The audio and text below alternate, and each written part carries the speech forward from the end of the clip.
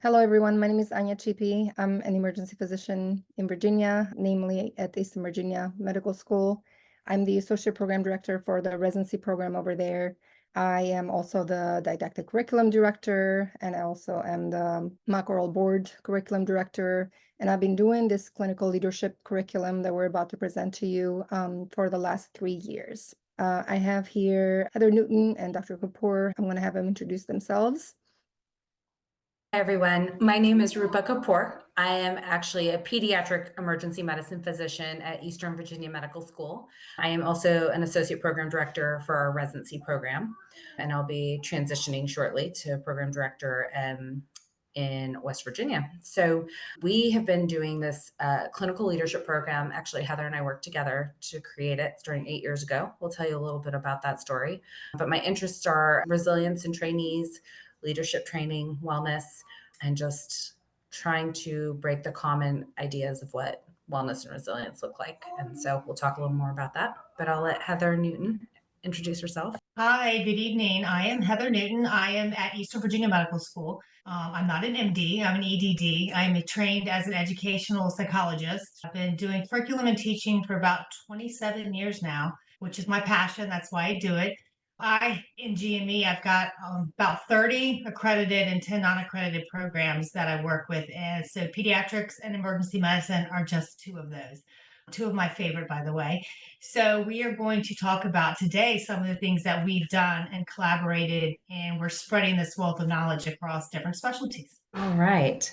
And so basically, we'll just start with a little bit of background. When we talk about clinical leadership, a lot of folks think of an executive MBA, or they think, specific leadership training, or they think of titles like chief, division head, program director, you name it. But what we're talking about here is a little bit different. We're talking about clinical leadership. And so what we really want to start with, though, is talking about the culture of medicine. And so what does culture really mean? Culture is really about the embodiment of the norms, the actions, the language that we share. And so medicine for sure has a culture, but even within that, each of our niches have a culture. If you guys watch Dr. Glaucom Facken, he'll make fun of different specialties because they all have sort of a culture, a shared language, a shared personality. And within our residencies, we have a culture. That's why when people interview with you, they might talk about what's the culture of here, what's the culture of there. And so a lot of what we talk about started with what did medicine look like before and what does it look like now? And what we do know is that the rates of burnout are intense. The rates of trainee burnout are really intense. There's been a lot of studying around how can we create wellness? How can we create resilience in our trainees? Well, deep down in that literature somewhere, there was a lot of data that said that actually leadership training as preventive against burnout and the skills involved in it are actually helpful in resilience. And so what we're going to talk to you about today is how leadership is really connected with the culture that we cultivate within our trainees and within our training programs, and why leadership training is not helpful just to the individual trainees, but also to your program. So what exactly is clinical leadership? And I'm going to read this one just to make sure that we're all clear on that. So it's defined as the ability to effectively lead and coordinate teams, communicate clearly in various settings, role model positive behaviors, and display emotional intelligence. Despite the importance of leadership, the process by which people learn it is hit or miss. So there are no competency-based things. You can't necessarily go to the ACGME and find your section on leadership and exactly what that looks like. And so most people would postulate that the way people learn leadership is through the hidden curriculum, i.e., observation of those superior to them. And so not everyone is receiving the same training about the key elements of clinical leadership. Everyone's training is different depending on what residency they're in or who their attending happens to be. And so they pick up on perhaps some of that burnout contagion. So if our attendings are maybe saying things and doing things in a certain way, which they learned from their attendings in a certain way, then what we're passing forward is not really evidence-based clinical leadership training, isn't necessarily standardized across the way, and we're not developing our culture on purpose. And so that's what this is really about. Leadership is not about, like we said, one person going to the top and getting trained to be a chief, or one person, training for a specific role. Every single person, every single physician is a leader. From the second that they step into medical school, they're mentoring college students.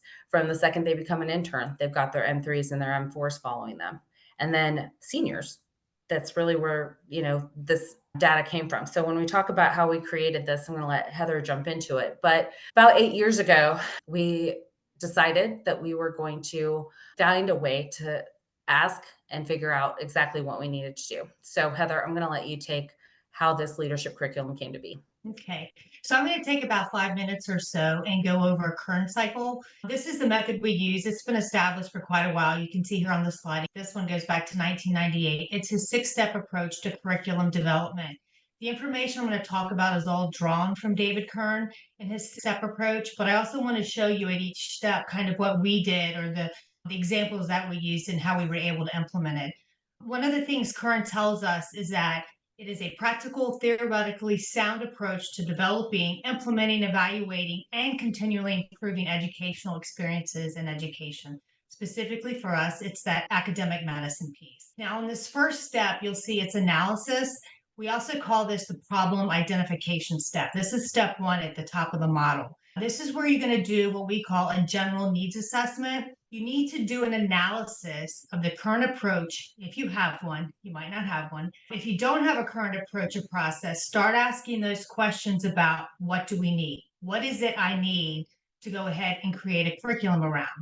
We typically do this through a survey approach to gather data on the big picture. So this is our first step. The current approach is followed by what Kearns calls the identification of an ideal approach.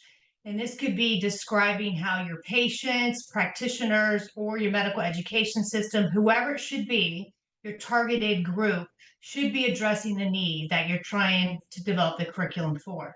The difference in that curriculum approach and the ideal approach is that general needs assessment. When you go to step 2, where it says strategy and structure, this is what we call the targeted needs assessment. This step involves assessing the needs of the specific targeted group. For us, it's going to be the residents. Now we take that big data and we want to squish it down and break it down a little bit more granular. Ways that you can get that information during your targeted needs assessment might be through interviews. These can be formal or informal. They can be focus groups. They can be informal discussions, questionnaires, direct observation, things like that. We chose to do focus groups when we did our targeted needs assessment. And then we analyzed that information to collect themes, which you'll see in the next slide. This was a very long process, very tedious, but very important. We want to make sure that the residents had the buy-in and that we were developing a curriculum around what they wanted and needed and not what we thought they needed to have. That's going to set you up for a successful experience in delivering the curriculum to the residents. The third step, the educational objectives, these are your goals and objectives. Once you've identified the residents as being our targeted group, you can define the goals and objectives. It's okay to start broad and big with them, but you want to narrow them down to what we call the SMART goals, the specific, measurable, achievable, relevant, and time bound.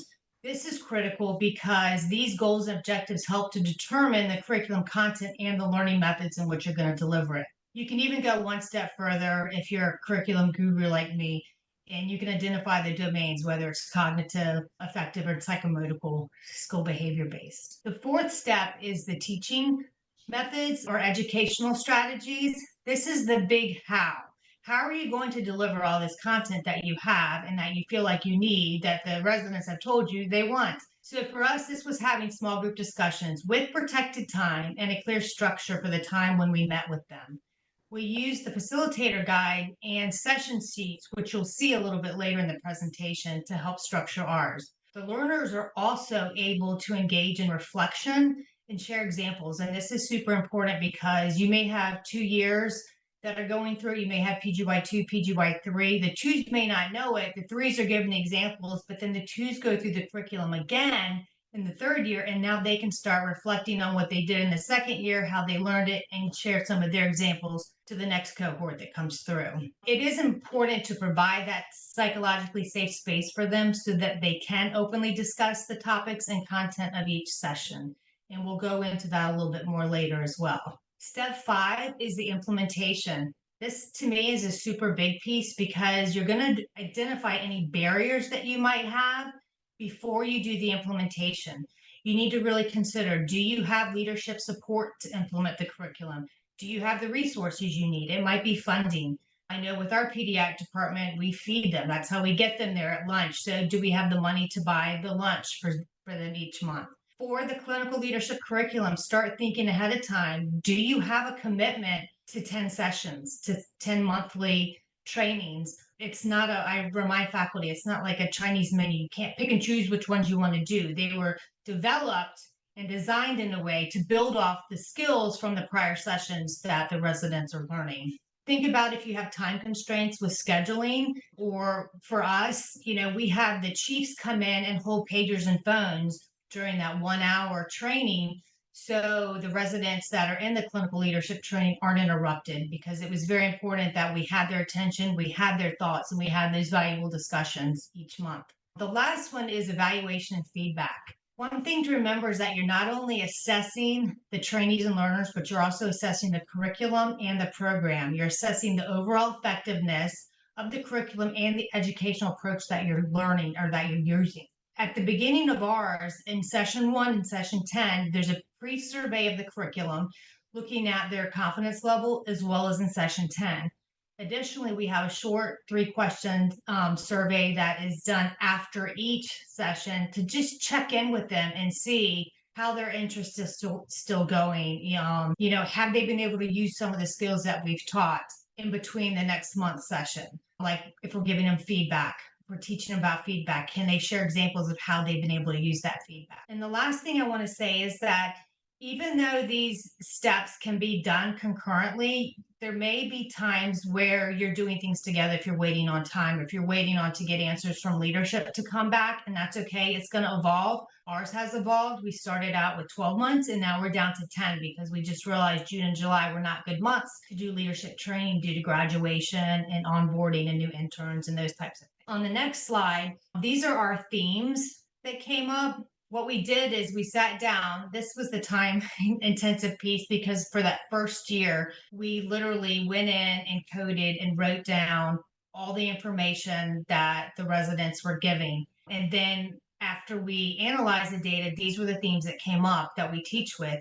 With communication, this is where we're going to be teaching them about giving and receiving feedback as a session. And then we have a session on setting expectations. With teaching methods, we're going to be talking about reframing and making sure that you have a healthy mindset and how to give them some skills around conflict resolution. Resource and energy management. It used to be time management, but one of those adjustments we made was really to call it energy management, finding that balance between the multiple obligations that you have going on. And then the last theme that came out was around self-awareness, self-regulation, and self-acceptance. We're going to talk to them about overcoming limitations, imposter syndrome, personal reflection, and professional identity. And I just wanted to point out that one of the questions that we asked to garner all of this for a solid year, we went monthly and we asked, what do you wish you had known before you were a senior? And we just let them talk for an hour. And we had some guided questions, be like, okay, tell us more about that. Oh, I wish I'd known how to run rounds. Oh, I wish I had known that, how argumentative people could be at the upper levels that I didn't anticipate. I wish I had known. And so we just took all of that. And that's really where this came from. The idea of, they're the ones that told us, like, we struggled with these types of communication skills. These are the things that we felt like we weren't able to teach or didn't know how to teach when we were strapped for time. These are the things that were, in a resource scarce setting, which the ER obviously was, how we really navigated that, and things that we would wish we'd learn, and then what that looks like, that imposter syndrome, when we make mistakes, when we have limiting beliefs about ourselves. And so after all that came together, we asked for another year deeply into each of these sets. And that's where this curriculum was really born. It was about 2 years worth of work. And so our purpose when we set out was to intentionally teach leadership skills through a resilience framework to empower the individual and improve the culture of residency in medicine. And so that's the goal of this curriculum, was really that each individual come out of it better, so that when people are learning from each other, that they're learning intentionally those skills and not just as a byproduct of the stress, or what one senior resident would say, trial by fire. I learned what not to say by saying it and then figuring out that was a bad idea. And so we want to stop doing that. And that was the purpose of this. So there's a lot of different frameworks that you can use to teach things. The way that this is set up, it is 1 hour sessions, and we did a lit review in medicine, but in other fields that have a lot more knowledge about leadership, including business and the military, where leadership has really been studied in depth. And what we have found was that it needs to be longitudinal. If you look in medicine, there's leadership workshops, there's leadership webinars, there are separate little things that you can do at conferences, but very few people were actually teaching it longitudinally. The other thing we learned is that it needs to be skills-based. So you can talk as much as you want about feedback theoretically, but it really needed to be about how you're doing it, how you're messing up with it, how you're learning back from it. And so all of our things are longitudinal, skills-based. And then there are lots of different frameworks out there, and we chose a resilience framework. This comes from UPenn, which is arguably the leaders in resilience and positive psychology. And so these are the things that when residents brought up an issue, like, man, that intern, I have told them 3 times to answer their pages. They're not listening. I feel like I'm beating my head against the wall. We kind of use these to frame how we talk about the situation, perspective taking, right? Well, what do you think is going on for that intern? Why do you think they're hiding from you? Why do you think they're not returning their pages? And that perspective taking, and then some self-awareness about maybe how they're presenting themselves to the intern, what that might look like.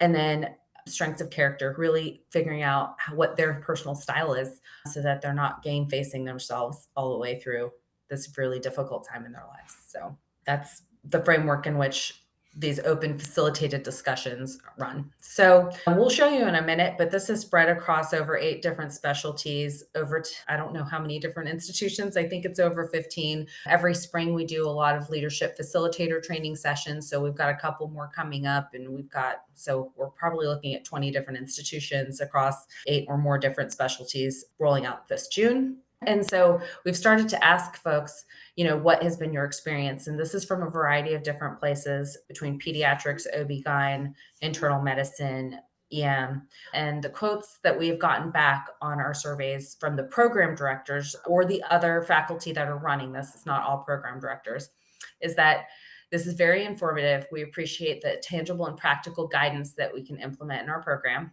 I look forward to bringing this back to our residency program as a means to create better faculty.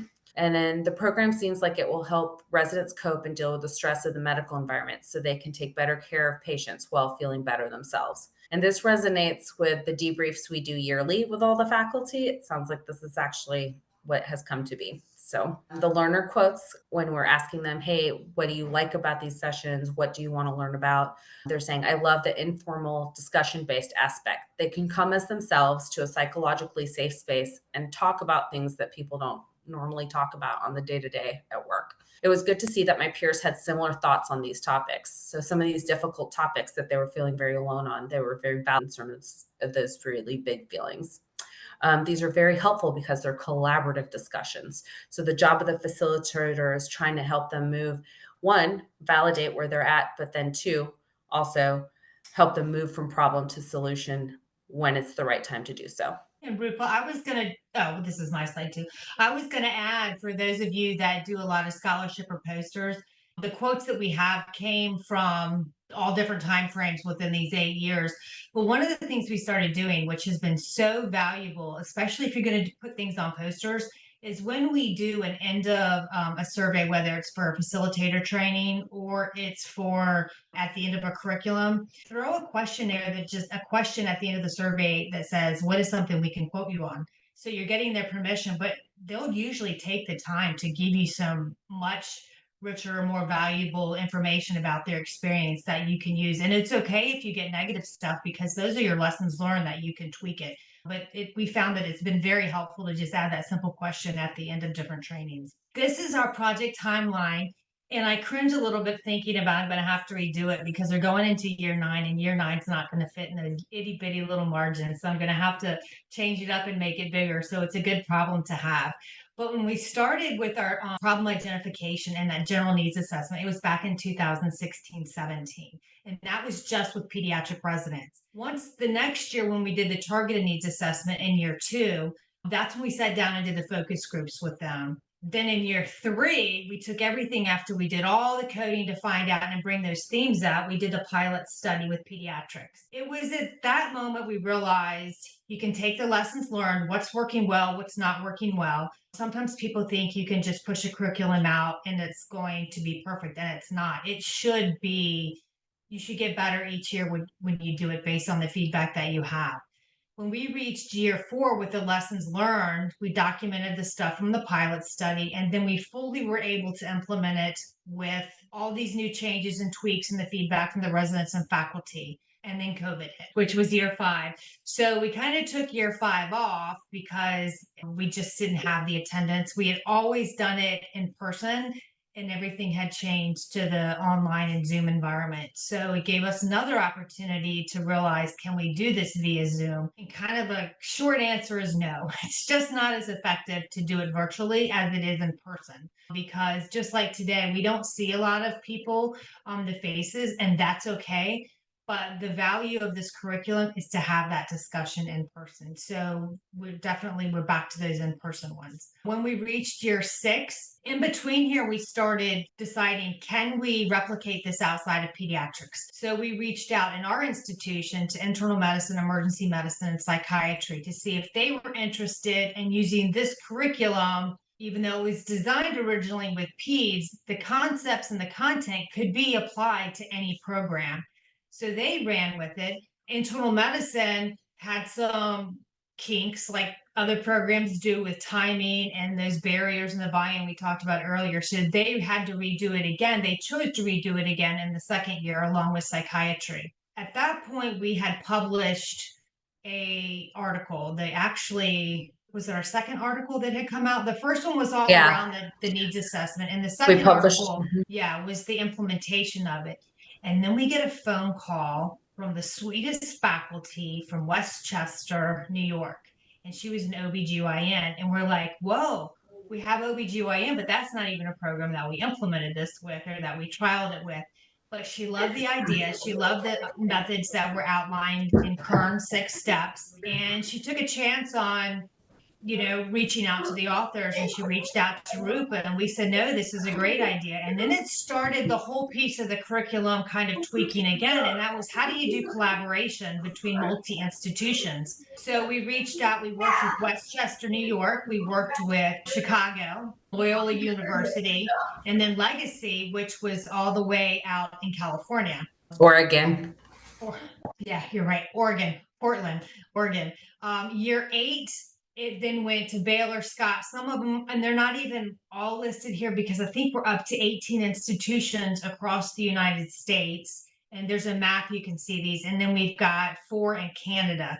So that just kind of validated for us, 1, the programs need this information, and 2, the way it's designed, anyone can do it when they go through the facilitator training. That was our intent, was to get the information out there in a way that the facilitators or faculty could deliver and have these valuable conversations with their trainees. So that's kind of a snapshot of the project timeline. And again, we're getting ready to go into year 9, so we'll tweak it again. The program that was in Legacy, that's in Portland, Oregon, actually has tried doing a little bit of it, creating online modules and in person to meet the needs of their learners out there, the way their internal medicine program is set up. And I think they have had some success, and they've shared their site with us, which was really done very well. What's the next slide, Anya? So the key to this curriculum is that it's actually very reproducible, and you can take it from program to program. I think just the fact that we're doing this webinar, the need is clear. We need to train our physicians so they can be leaders. We need our EM docs to be leaders. They are leaders. We just need to train them so they can be good leaders. And like I said, the key to this curriculum is that it's so well done and evidence-based that you can actually reproduce it at your program, and you can adapt it across specialties. So our emergency medicine program picked this up on year 6. So we are now like on the 3rd year running this curriculum at our residency. And it's all about how easy it is to implement and like how you can actually reproduce it with fidelity. So you stay true to that initial intent and those initial goals and objectives. And the key here is to actually train the trainers by showing them how it's done. And this is where people start to get, this is where you lose faculty in general. However, this is so well done that the train the trainer sessions are actually easy. They require minimum time input from your faculty. The way I implemented it at our program is by having our faculty just be present when I initially started running the sessions. So they were basically just participating and training at the same time. I used one of the trainer sessions as part of our faculty development. We took an hour during our monthly faculty meeting. We kind of went through the trainer sessions, and we have a flyer on what that looks like. So I had kind of pre-prepped them, and then I had them attend during our grand rounds when we were running this. I had them attend and watch the sessions so they could actually see it in practice. And then it was pretty straightforward. They picked it up right away. And basically all our core faculty now have buy-in and have been running the sessions. Now we are on year 3. But by showing them, not just kind of giving them a PowerPoint or just giving them some resources and telling them to run with it, but by actually just taking a moment to maybe like discuss it during your faculty meets or using it as a faculty development piece, you can just like, take a short 45 minutes, maybe an hour to train them and then have them run the sessions with you. And if you have an interest, we'd be happy to like help train you so you can then train your faculty as well. But you have to show your faculty how it's done. Otherwise, you're not going to get buy-in. And that's how you keep the fidelity of the curriculum so you can be successful at your program. And Anya, I think I'll jump in and add too, one of the big important pieces of this curriculum is there is no PowerPoints. And that was a piece that really spoke to the faculty because they're getting a curriculum that had a lot of thought put and time put into it, and it's already done. We're just showing them how to facilitate it, how to implement it. But there's no PowerPoint. This whole training is about sitting down at a table and having a great conversation with your residents around a specific topic on what they know about the topic, what questions they have about the topic, and what does the research say? How do you use best practice to implement whatever the topic is that you're talking about for that session? And we provide that research for you.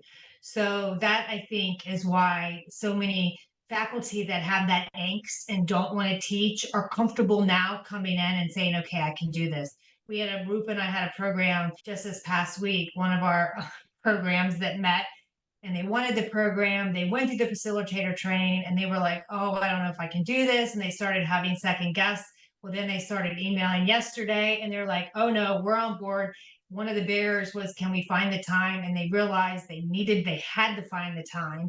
They were able to put it in, the second Tuesday of every month for 1 hour every morning, and they've committed to it because they can see forward how it's going to benefit the program and save time in so many other areas by teaching them the skills now. And that just makes us excited again, because it shows us that the programs need it, they're asking for it. And even if they're hesitant, now they're ready to go ahead and take that leap and do it. Yeah, and I have to tell you, as a didactic curriculum director, out of all the things that I have to ask my faculty to do and present and help during our grand rounds, this was probably like the easiest one to get training on and to implement because it is so fully done.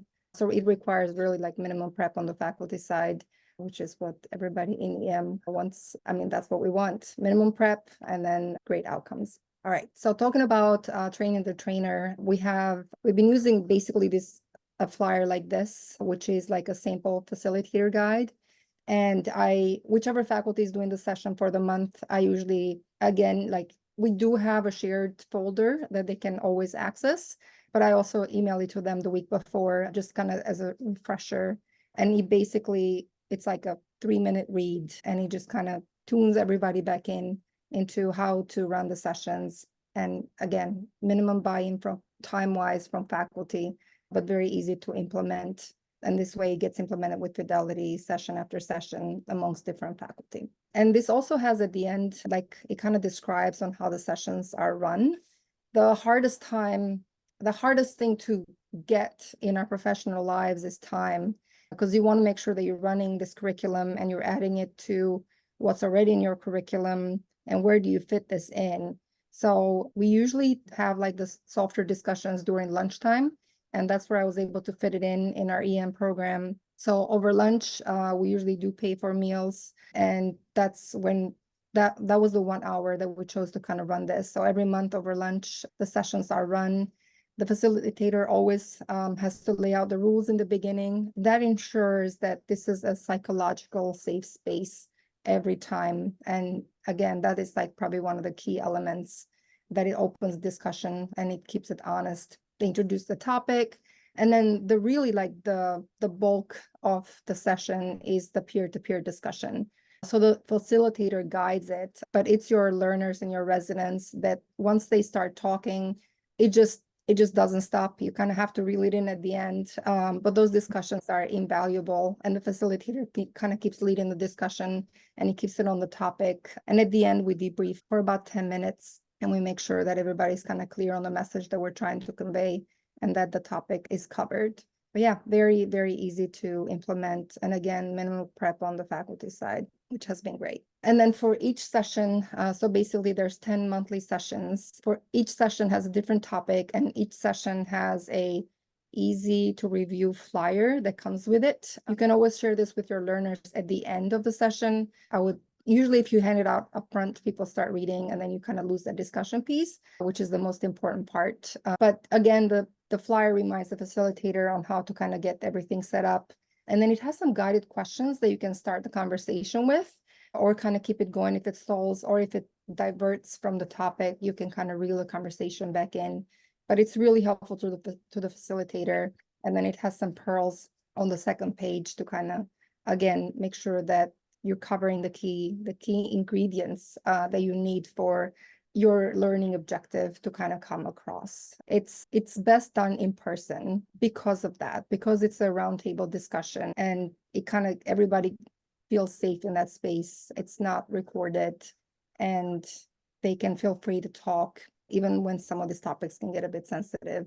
And again, at the end, the lessons are invaluable, and they learn not just from the facilitator of the session, but they also learn from their peers. And again, this is our third year. In the beginning, when the curriculum first started, and other specialties had run it mostly with their chiefs, but our structure is different. Our interns work in the department. They start picking up also, all levels of patients. There's students all the time. So I felt that we really needed to expose all our residents to this from the get-go. So the first year we tried it with the chiefs, and then everybody else wanted in. So over lunch, the second year, we did it with all PGY years. We're a 3-year program, so 1 through 3. And then the third year, rather than having the chiefs go through it a third time, we actually started using our senior residents as co-facilitators, because now they had been through the curriculum twice already.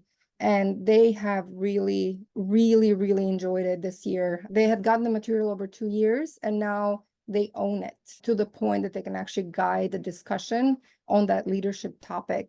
And not only do you get more buy-in from your residents, because if your senior residents are on board with your curriculum, the rest of your years will fall in, but it also really hones in those skills within those senior residents. And that they own them now, and they're ready at the time of graduation to actually practice and use those skills that they've learned. Here's one of the map. There's a few that aren't on here that haven't been labeled yet, but Westchester Medical Center was the one I mentioned earlier up in New York. That was an OBGYN that had started the program.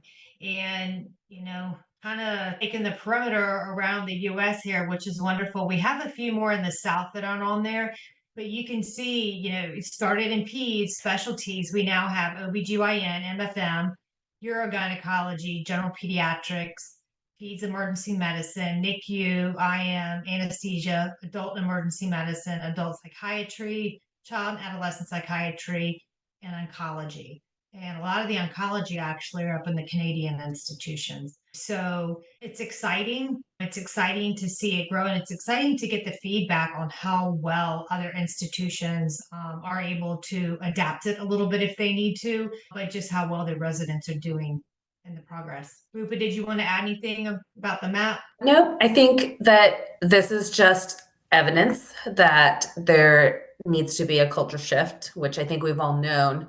The question of how you affect culture, how you measure culture change. That's why this is a difficult thing to even put the next paper out on.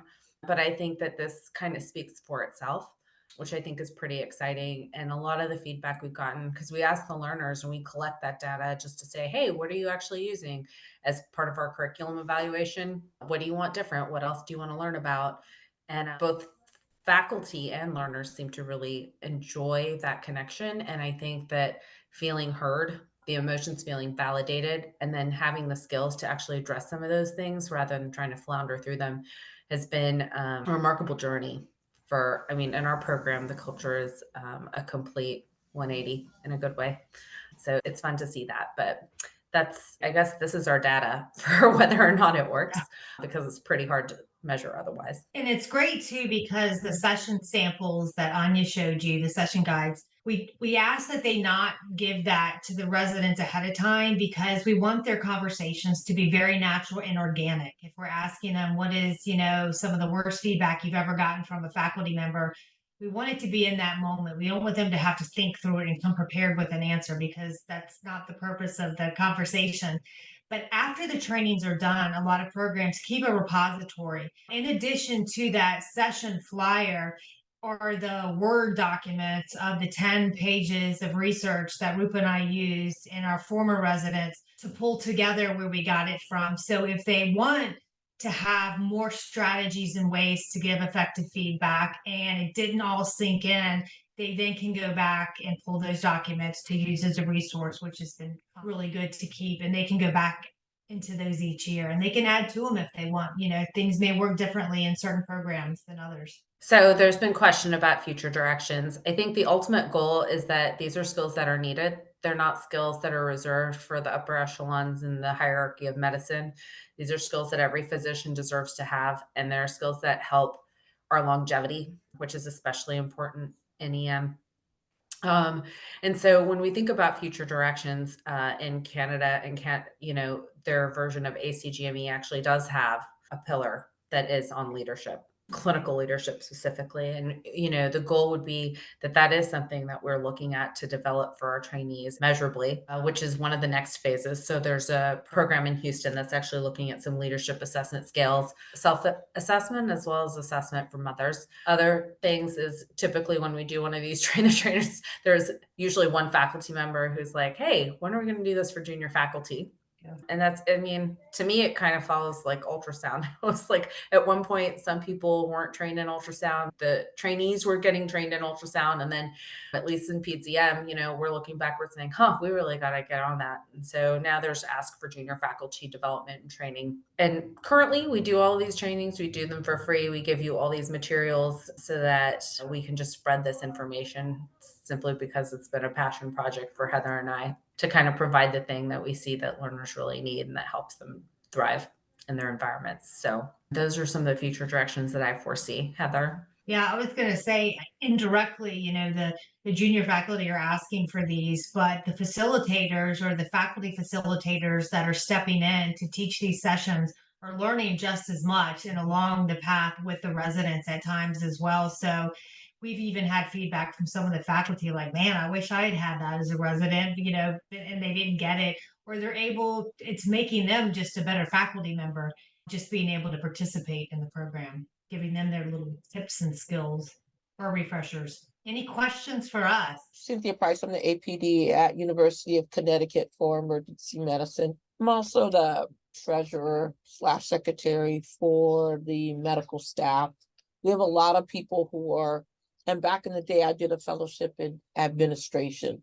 So I think this is so relevant because, and particularly for me, I'm biased as EM, we have to sit at the table. We are the entrance and the portal to all things medicine for the hospital. We get it wrong or start it wrong or they're pissed about their time in the ED, it really sets off a difficult chain. And so I will say, one, this is really necessary. Two, I hope that I am able to avail myself of all the materials and gathering the faculty and making sure this can happen, especially for EM, because we're not just based at one hospital. We are based at 4 different hospitals, a children's hospital and 3 adult hospitals. And I agree that this very much could be something that pivots the entire program forward. So this is the only thing I was going to say, before you decide to monetize this and sell it to the ACGME, could I please have my stuff free? But honestly, you guys have put so much work into this. At some point, you should be thinking about how to package this up and spread it to the world. I think people, there's 6 people on here. People don't realize the value of stuff until they've seen it someplace else and they have to pay money for it. But I would like mine free, but I would say excellent idea. And don't forget me with charging money. I want mine right now. Thank you. It's a great presentation.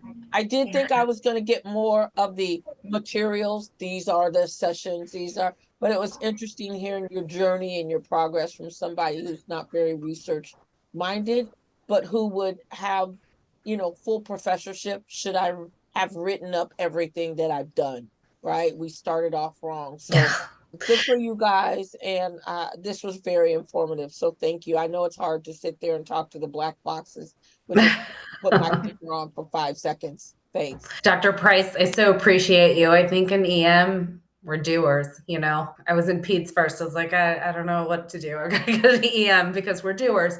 And so I never anticipated getting hooked in with a doctor of education to do med ed research. I was just trying to find a way to solve a problem that I personally felt I had going through training. And I think we're all doers. And I'm thankful that I partnered up with Heather, because that's why we've been able to spread it. We try to do trainings through May and June every year so that people can roll it out in August and at least pilot it at their institutions, knowing that it's messy, knowing that the first year doesn't go, just like Anya kind of told you her journey of like, it's how you get buy-in from the faculty who don't want to do new things. And here's how you get your third years who don't want to give up their lunch to come and co-facilitate and then suddenly own it and make it a part of their culture and their shared language. So we do have a couple facilitator trainings coming up if you would like to join one. It's a 90-minute training, and that's where you actually get the content. We run you through a session. We put you in the shoes of a learner. And once you felt what that feels like, that's the only way we figured out to give people that ability. That's why these webinars are great, to show you the content, but that's when you start to get a feel for how powerful the change is. So be happy to connect with you. I'll put my email. Put the next slide up. There you go. Oh, there it is. So if you want, go ahead and email any of us and we'll let you know the dates we have coming up if you're able to join. Like you said, our capacity for this we've got so many PEDS programs because we presented this at the PEDS place and a couple of OB-GYN residents. And to do the online, like Heather says, it doesn't work well unless we keep it small. So we keep our sessions to 5 to 7 faculty just so that everyone can participate via Zoom, cameras on. And so if you're interested, please go ahead and email one of us and we'll let you know. But thank you so much. It's nice to hear that feedback. And I think anyone that's had any training in any of it, like in administration or in business or in the military, is like, yes, that's what's missing in medicine. And so we've just tried to translate it. I mean, the other thing I think could have been potentially, I'm sorry, did I cut you off? No, go ahead. I was just gonna say, that's the reason why we don't put the materials up here. I mean, they're free, like it's still being given out free, but it doesn't work unless you actually do the training and you can't like really reproduce it with fidelity. So you will lose pieces along the way, and you actually have to go through it and receive the training, and that's the only way it works. Yes, ma'am. It's an empowerment strategy, because we're going to set you up for success, because then you're going to have those aha moments of, oh, that's how you do it, or oh, that's the types of questions that you ask. So we can try and answer all those questions in that 90 minutes, and then you can hit the ground running, and then you can spread it to your emergency medicine faculty. And do you guys have a piece of this that really addresses some of the generational differences between the Gen Xers and Gen Z and some of the things that we are finding for somebody like me who's been doing this almost 20 years, the styles have had to change, particularly post-COVID, right? Like to go to work and stay places and have loyalty. Now you're like, what's in it for me? And people want my wellness to be centered, which is really a different style. And so we're trying to adapt and adjust. How do we make this applicable for maybe a resident that has come from a different career, as well as those 23-year-olds that you love because they do whatever you tell them to do? Yeah, and I think that that's a wonderful question. And I think some of what this curriculum does, not necessarily in its content, but in its manner, is one, there's a connectedness because you're bringing people together to talk about some tough stuff they wouldn't normally talk about. There are pieces of vulnerability that come out. So the connectedness changes a little piece. When we start to talk about what it looks like when, oh, I'm not learning, I'm too busy clinically, etc., we start to talk about what it looks like for ownership, not just patient ownership, but also ownership of your learning, what it looks like to lead yourself. When we talk about identity and professional identity, like who do you want to be? Who do you want to be? Like when people perceive you and when you perceive yourself, what does that look like? And I think what has really happened through that is one, loyalty or connectedness. There's pieces of it that are showing up. And so I think the culture is really interesting because we don't say, oh, you know, what we do mention the fact that most people, I'm like, how many of you have ever been trained to receive feedback? Receive feedback. And it's very few people that can realize that that's a skill. And I'm like, okay, how many of you have been taught to give feedback besides, you know, the stacked sandwich that is not so great in the middle, right? How many of you have learned that? Well, guess what? That's all that your generations of faculty above you have learned. So let's talk about how you can own the feedback that you receive, how you can direct the feedback you receive, even from the most senior people. And when that happens, it really does change the communication style. And it's been really neat to see learners who are maybe people please have difficult conversations or come to you and ask questions like, hey, I really had this conflict with this nursing supervisor. It went down like this. And now it's just the silent treatment. Like, I think I want to address it.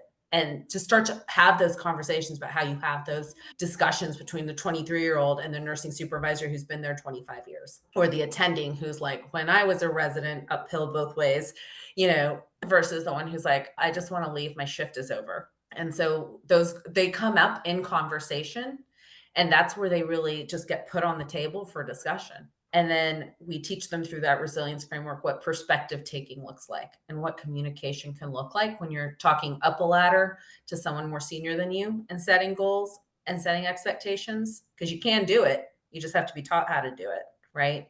And what that can look like when you own what's coming at you and how to respond in a way that's positive when maybe you're having difficult emotions in the moment. So you can still show up as your best self. So directly, no, it's not this generation versus that, but we're really trying to we're not like, here's the 5 ways to give feedback. That's not what this is about. We're like, tell me a time where you received feedback and you just delved into shame. Let's talk about it. You know, what did you do about it? Did you perseverate over it? Did you ask yourself what's wrong with you?